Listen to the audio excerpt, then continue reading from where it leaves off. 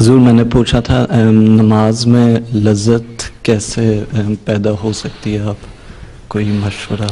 اتنی باتیں جو ہوئی ہیں ان ساروں کا وہی ساری باتیں اسی لیے ہیں. نماز میں لذت اسی لیے ہوگی کہ جب لذت حاصل کرنے کی کوشش کرو گے.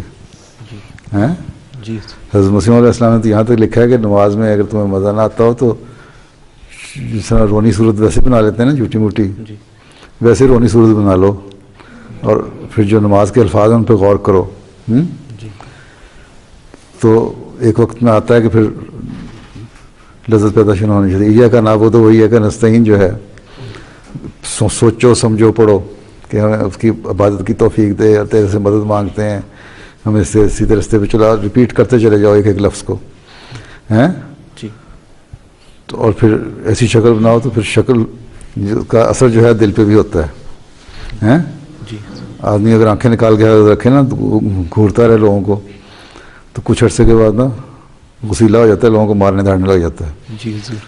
اگر نرم رہو گے، گردن چکا کے رکھو گے تو نرم دلی پیدا ہو جاتی ہے. ہیں جی ہاں کر کے ہر ایک کو جواب دو تو پھر اتنی نرم دلی پیدا ہو جاتی ہے کہ اگلا ویسے ہی بعض دفعہ لوگ سمجھتے ہیں کہ بالکل یہ شریف آدمی گیا گزرا جاتے جاتے چپیڑ مار دیتے ہیں.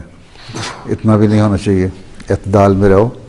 لیکن نمازوں کے لیے یہی چیز ہے کہ دعا بھی کرو اور کوشش بھی کرو. جی ضرور.